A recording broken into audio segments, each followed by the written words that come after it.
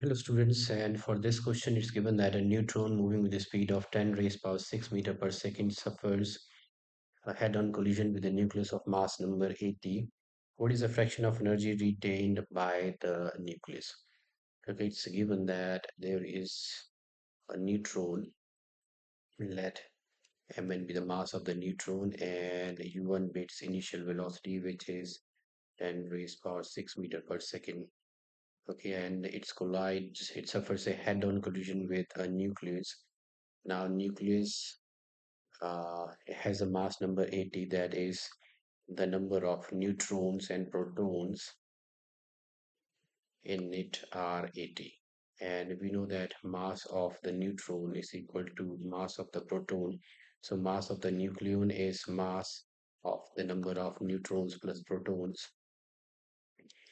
So, and because as we know the number of neutrons and protons are equal in the nucleus and their mass is equal, so we can write the mass of the nucleus as 80 times the mass of the neutron.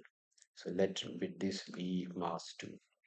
Okay, now they suffer a head-on collision and the neutron moves with velocity v1 final velocity, and this moves when nucleus moves with final velocity u2.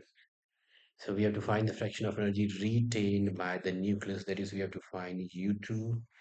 And so let's see, u2 is 0, initial velocity is 0. We have to find v2, and uh, that is the fraction of energy retained by the nucleus. That is the final kinetic energy of the nucleus divided by the initial kinetic energy of the neutron. Okay, so let's get our equations first. And this it's not mentioned what type of collision this is, so we are going to assume this as perfectly elastic collision. So for perfectly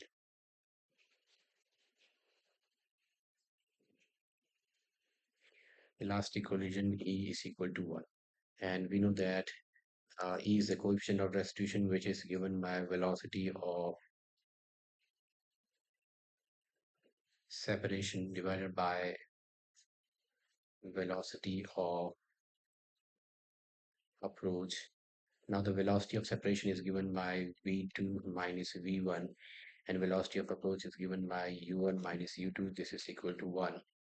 So u2 is 0, so we have v2 minus v1 upon u1 is equal to 1. This gives us our first equation, which is v2 minus v1 is equal to u1. Let this be our first equation. So this is the perfectly last equation. We have got our first equation. And to get the second equation, as usual, we are going to use the law of conservation of momentum.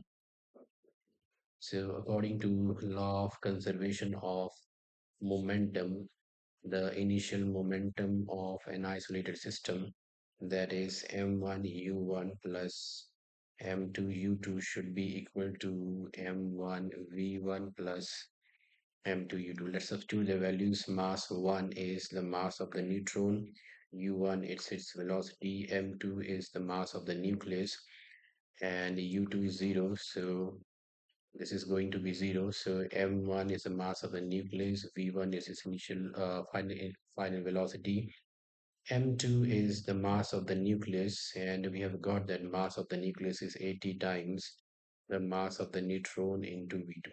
So this term is 0, and on both sides we have m in common. So if we take m in common, this is v1 plus 80 times v2. We can strike this off, and we have got our next equation, second equation, which is v1 plus 80 v2 is equal to u1. This is our second equation.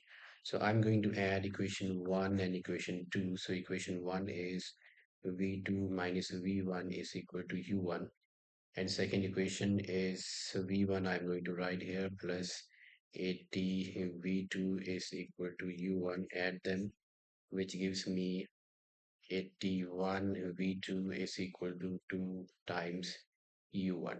So this is v2 is equal to 2 upon 81 into u1. Let's keep this. Okay, let's get u1 from this equation. So V2 is 2 by 81 U1. So this is 2 by 81 U1 minus V1 is equal to U1. So this is V1 and V1 should be equal to 2 by 81 times U1 minus U1. So V1 is equal to 81 is the LCM. This is 2 U1 minus 81 U1, which gives me negative 79 by 81 U1.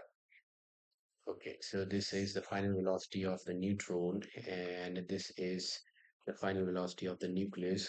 So we have to find out the fraction of energy retained by the nucleus. And that should be the kinetic energy, that is the final kinetic energy of the nucleus divided by the initial kinetic energy of the neutron. Okay, so this is half into mass of the nucleus is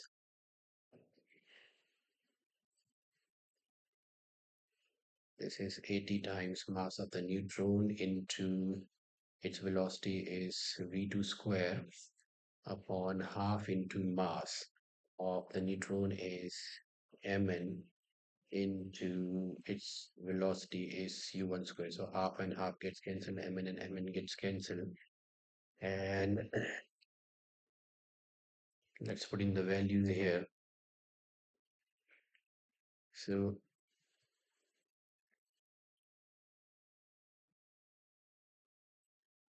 uh, we have to put the final kinetic energy of the neutron divided by the initial kinetic energy of.